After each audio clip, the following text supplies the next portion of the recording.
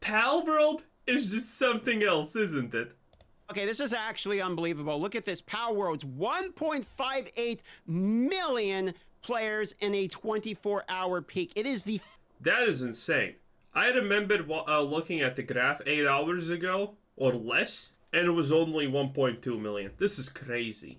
fastest growing game on Steam of all time. This is the all-time chart. In fact, it's so fast growing, it is almost double what Counter-Strike 2's numbers were for a 24-hour period. Not only Wow. that, but this game is on multiple platforms. Counter-Strike 2 is not. It is a Steam game only, whereas this is on Xbox, etc. So, on Game Pass, for instance. So, Dude, if it's on Game Pass, you know what that means? That Microsoft has already paid Palworld probably millions, literal multiple millions, if not in the tens of millions, to get that game. That is crazy. if you look at these numbers, it's absolutely insane. But that's not the full story. We're going to talk about a little bit more of it. There's some sort of, I would call it drama, but there's some accusations, pretty serious legal accusations. And people are saying that Nintendo might try to close this one down. So let's break down what exactly is going on with Palworld. Look at this. This is Palworld themselves tweeting out third highest all-time peak in Steam history. Palworld's is now just under count. In fact, it might have broken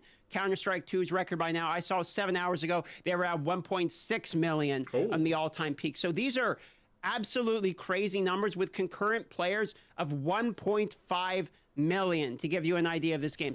There's still 500 people, 500k people playing PUBG. That's insane. So it's going absolutely insane. But the information and, should I say, drama associated with this game kind of goes a little bit farther. So there are some tweets, for instance. Look at this one. Palworld is fun. The creatures are cute, but they stole assets. They should not be doing this. It's not proper dev ethics. And if you look at it, there are some examples of, hey, look. I don't know about this one, dude. Okay? You see, it's hard to talk about ethics in Palworld because if you look into the developer history, it kind of doesn't make sense, and I think they're lying, probably, even. Because the people behind Palworld previously had a game that was in, well, pretty much beta, alpha, something testing limbo, and then they just abandoned it because it wasn't doing this good. Now they make Palworlds. And there is a very interesting interview with the developers of Palworld, which is kind of strange and kind of hard to actually place in this timeline. Because that interview essentially says this: oh, we, the guys, and there's like, you know, a handful of them barely, none of us knew what, how to code. Well, they probably knew how to code, but none of them worked with Unreal Engine 5. And there was one guy who just taught them how to do stuff, and that's how they did it. None of them understood anything how to do, and this is how Palworld essentially was made. Which is quite a crazy story, considering they already have a previous game. Maybe it was on a different engine, but it's like, okay, a little bit strange. Look at this. Seems like a one-to-one body match of previous Pokemon. People are even calling it Pokemon because it's so close to some Pokemon. And you look at this, here's some more body assets that look similar. And then you'll scroll down, and of course, you're going to have people defending it. They're showing, hey, look, the models actually aren't the same. Like, why would you rip a modeled asset and then not reskin it? Why would you tweak the asset and make it different? Like, what's the... Well, it's pretty obvious and kind of basic, honestly, if you're gonna rip an asset, that you slightly change it if you know how to change it. Because, okay, let's be absolutely real. Like, this part and this part, it's kind of hard to imagine that, you know, this would be made on its own. Now, don't get me wrong. There are tons of games that accidentally copy Pokemon and things of that nature. But when it comes to Palworld, the biggest argument is, well, it's simple. It's the fact that they literally say that they wanted to make Pokemon with guns. That's kind of a big conclusion right there to, you know, just give up like that. And the second most important part is, well, some games have maybe one or two creatures that arguably look like Pokemon. Palworld has like half of them or more looking like blatant Pokemon ripoffs to a degree. Yeah. So, you know, it is what it is. One, two, okay, that can easily happen. Again, it's hard to actually think of something truly unique. But when half of your pals look like Pokemon ripoffs, there's kind of a pattern. Point stealing art if then you're going to redo it because they don't look exactly the same. But man, they do look pretty similar. So there is some drama associated around the game about some potential ethic problems with the game. There's more and more tweets I could pull up here showing more and more. He's not. It doesn't look like he's gonna show the sheep. But the sheep is like the most popular thing. Palworld versus Pokemon sheep. Let's see if I can actually get a picture comparison. Okay, actually I can get a picture comparison. Looks like here. Okay, so this one right here. Let me change the screen for you so you can actually see. There we go. Yeah, you see this little sheep thing? That in the middle is the Pokemon one, and that on the sides, right here and right here, is the Palworld one. This is what people are constantly saying, oh, they stole the sheep. Now, first of all, this is Nintendo's not gonna try to actually sue them for the sheep, you know, because this is not a unique thing for sheep. This is how they have been depicted in many other games. So, I mean, literally, blatantly, this is almost the exact one-for-one how they have been depicted in many games, even before Pokemon, and in fiction. Before Pokemon, before a lot of things. Hell, if you have seen very old drawings of sheep in, like, storybooks, I'm talking about stuff that's literally 50 years old. Well, of course you haven't. You probably haven't seen a book in 10 years, you little disgusting freak. So I'm gonna just tell you, yeah, this is a very popular way to depict sheep. This is a very artsy, common way, even 50 years ago, to playfully, childishly depict sheep. So, this is a bad example, but there are some good examples, I'm not gonna lie. Palworld has some stuff that, well, blatantly looks like it's just stolen. It is what it is, boys. Or examples, etc., to accidentally create a complex model mesh with so near exact proportions is practically impossible. So you're going to see more and more and more of that. But Palworld themselves have actually responded. In fact, from a tweet here from Dextero, he copies it, says, currently we are receiving slanderous comments about our artists, and we are seeing tweets that appear to be death threats. So like with anything with the internet, as soon as people start talking about one thing, it's not going to be too much farther till drama follows, and with drama typically comes death threats with even stuff like this. Yeah, I'm not believing this, honestly. Death threats? This sounds way too, you know, close to home, right? How everyone is constantly, oh, I'm getting death threats. You're not. You haven't shown a single death threat. I think this is a lie.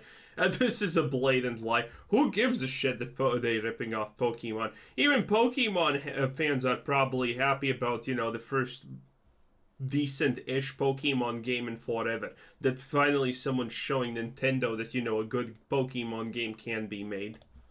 Here, the Palworld CEO responded to allegations that the Palworld copied the 3D models of the Pokemon. So an article from the Escapist magazine here translates the CEO's tweet in a response. It was originally in Japanese, but this is sort of the translation of it. It says, I have received a variety of opinions of Palworld, but all productions related to Palworld are supervised by multiple people, including myself, and I am responsible for the production. Yeah, this, again, from what I heard previously about how they made this thing, you know, essentially 5 guys in a shed, this doesn't sound real to me. Would appreciate it. I don't know, maybe I'm wrong, maybe that was... It's hard to tell. It's really hard to tell because the Palworld situation is kind of crazy. But I don't know how much I buy this. You refrain from slandering the artists involved in Palworld. Now, that doesn't particularly say we did not steal any assets, just that he's responsible of it, and he's seen the opinions, and the productions were supervised by multiple people, sort of insinuating that it has been supervised, we did not rip anything, but without actually stating that. So... who knows? Also. Now, if you pull up more tweets, effectively people are talking about using AI Basically, maybe this thing is sort of like an AI generator where what they do is they import Pokemon directly into the AI generator, and the AI generator then generates more Pokemon based upon the images it has received. That's sort of the way these AI art generators work anyway, which is why AI art was sort of in controversy beforehand, because people would say, well, if you're inputting, inspiration from the AI art and then meshes it all together, it's still sort of a ripoff. And that's kind of the argument that who gives a shit about AI art ripping off and making artists jobless? The artists are already overrated loser hacks that have no talent, bruh. Every 15-year-old girl, every second 15, excuse me, only every second 15-year-old girl in the universe is a fucking artist or photographer, okay? Being an artist is not good. It's not cool. It's not a valuable skill. Eat it, okay? The faster AI replaces you losers, the happier I'm gonna be, because I won't have to deal with this absolute stupid cringe, okay? Why does AI need to actually, take into account that it's taking inspiration from other artists when other artists already do it constantly, okay? Why? Why does AI need to account for taking inspiration from others when other artists do it literally non-stop and they take no accountability in it? I mean, we're literally setting a higher gradient for AI to function than for humans to function.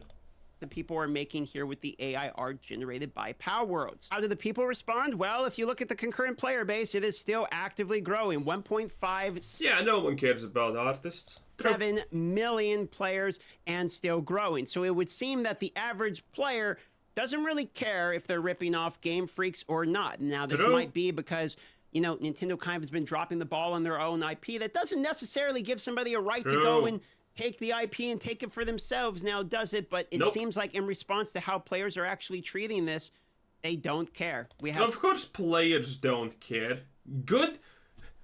I don't understand how game developers don't understand this thing, but good game good, people play good game. Bad game bad, people don't play bad game. I don't understand how this is so complicated. I don't understand where the complexity in this blatantly simple sentence starts. I have made multiple videos about this topic and talking about how no one gives a shit about the ethics of your game, what happened in making those games. Did you cry? Did you get married while doing it? As long as it's a good game, people are playing it. There's no such thing as market saturation in gaming. If a game is good, it doesn't matter how saturated the market is. Someone's gonna play your game. A lot of people are probably gonna play your game. Literally no one cares. Game good, game good. Game bad. Well, welcome to the Call of Duty experience. Have 1.57 million players and it is still actively growing. This could literally hit the largest all-time peak game ever in the history. It's number 3 right now on Steam and closing in on Counter-Strike. We're talking Counter-Strike's largest all-time peak of concurrent players, and that is absolutely insane. But there's an argument to make that this game has potentially either used assets, and I'm not saying they have, I'm just saying that if you... Oh no, the peak? Wait, what did he show the peak at? This was the peak. Okay, the current peak is... well, 5k more. Well, 4.8k more. Not a big deal. Maybe it has reached its peak. It's probably gonna still go up because now the developers have shit tons of money and they're just gonna probably just insert a lot of things into the game. So it's gonna be kind of interesting to see that. Because a lot of people are commenting about Palworld. Well, it's kind of fun, but it kind of needs a little bit more of game in there. Hey, with a lot of money, you can do a lot of things. I'm just saying that if you actually look at the game, there's things that are very similar to other styles of games, okay? We have Zelda Breath of the Wild. When you click on the tower or you hear the sound effects from the towers, it is very, very similar. I mean, you play Breath of the Wild, then you play Palworlds. Those audio cues are very similar. There's also the argument, well, how about Ark Survival? I mean, Ark Evolved. The game is very similar in terms of the way the technology tree goes. Now, I would argue that's more inspiration than a lot of the... yeah, true. But I think the thing with that is that's pretty much basic implementation of how these things work.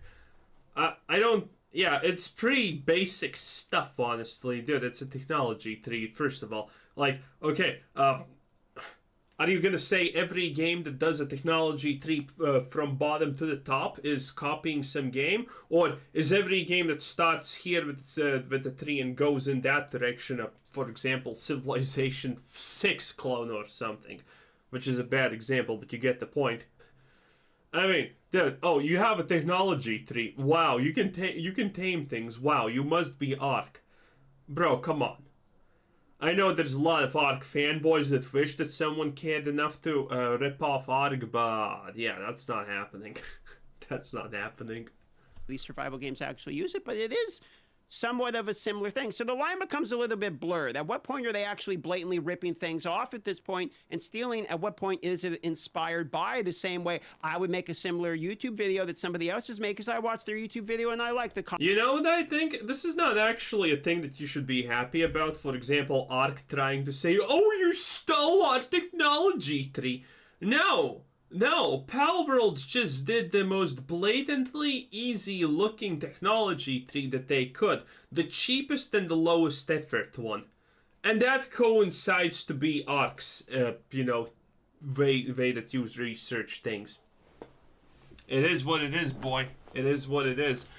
You're not saying that Palworlds actually stole that. You're just saying your game is cheap, essentially. Because Palworlds did not give a fuck. They just wanted something fast, and that's how they did it. It is what it is. Concept. So I'm not a lawyer. I can't tell you. Okay, but what I can tell you is that the players themselves don't seem to care, and that is sort of the drama of the day when it comes to Palworlds. Is Nintendo going to close this one down? I don't know. I'm actually really curious to see how Nintendo responds to this, if they do choose to respond to this. And honestly, I'm not a lawyer, so I couldn't tell you if they're even in the legal right of it or not. But this might be a case. Oh, they can definitely try. Again, as I stated previously, if a couple of your creatures and you have hundreds of them look like Pokemon, that's to be expected. But if half your shit looks like blatant Pokemon, that's kind of a little bit statistically unlikely, one might say. And with all these comments about trying to make because again, literally they said we're trying to make Pokemon with guns. I don't know. Nintendo can definitely try, but who knows? This is way too hard to figure out. Are they gonna do anything? Will they try? Will they maybe just try to cease and desist letter? Or will Palworld just, change the assets? Who knows? Study going into the future on how these games, let's say they did use AI art, for instance. Let's say they did actually import Pokemon into an AI generator, then made new Pokemon based off the previous ones. Is that illegal? I don't know. Yeah, if they did not disclose that to Steam. And if they disclose to Steam the fact that, hey, we blatantly ripped off Pokemon with AI generation, maybe Steam would have not let them on. That is a possibility. I don't know. That's crazy. It's technically new assets, even if it's inspired upon the other assets. So I'm super curious to see how this gets resolved and if this actually can hit the #1 leaderboard of all time, especially when we look at, how close we're talking. At 1.57, Counter-Strike's all-time peak 1.8. PUBG at 3.2, that's going to be hard to get to, but man, you cannot get away from Palworlds right now. Everyone is talking about it. So it's going to be an interesting conversation for sure. The response I think that Game Freaks would get a massive W from taking is looking at things like this and realizing people actually want Pokemon. They do want Pokemon. In fact, there's Pokemon mods. Oh yeah, the Pokemon mod. I saw this. That's hilarious. Already for Palworlds. People aren't just playing Palworlds because it's Palworlds in a good game. Well, if Nintendo's gonna do something, it's definitely strike the Pokemon mode. That's for sure. They're playing it because they remember and have nostalgia for Pokemon, and Nintendo really hasn't. Ah, Misty with a gun. Say less. Pokemon. Say less. And Nintendo really hasn't been. Well, actually, I want Jessie with a gun more, but it is. We take what we get, boys. Delivering upon this IP, which is why we're seeing games like this sort of take the reins and sort of run with it. which shows me that there is Dude, what the fuck are these Pokemon even? Like, what the hell is this? A Fennekin, a Torchip, a Pikachu, well, we know Pikachu, Wooloo, Fwank, Sparkit. The fuck? Dude, these Pokemon need to be grilled and eaten because there's too many of them, okay? A little bit of genocide in the Pokemon world never hurt anyone. It kind of just clears your sanity meter. There is a huge market opportunity for Nintendo themselves to actually take, and if you didn't realize it, Pokemon is the largest franchise of all time. I'm talking it beats McDonald's. True. Pokemon, unironically, is the largest franchise of all time. That is, I think that is actually factually true. But if not even the largest franchise of all time, it is the largest, I think, gaming franchise of all time or something like that. Okay, we're talking the largest franchise of all time. There's a massive opportunity to stop dropping the ball with mid or arguably bad Pokemon games that are coming out on years-old platforms. I don't play Pokemon games. As much as I know, the last ones were kind of shit. But who gives a crap, honestly? Nintendo surely doesn't. Dude, if Nintendo thought that if Nintendo saw actual, declines in sales or whatever, they would make better Pokemon games. The reality is, whatever, Snorlaxes you're trying to find out in the wilderness, whatever coffins in some kind of Jewish museum you want to find, hey, it sells. It sells really good. So, it doesn't matter if a lot of people think that the Pokemon games are bad. I think everything after the pretty much first or second generation of Pokemon is shit. No one else thinks that. We who think the Pokemon that currently exist are shit, we are the minority, sadly. It is what it is.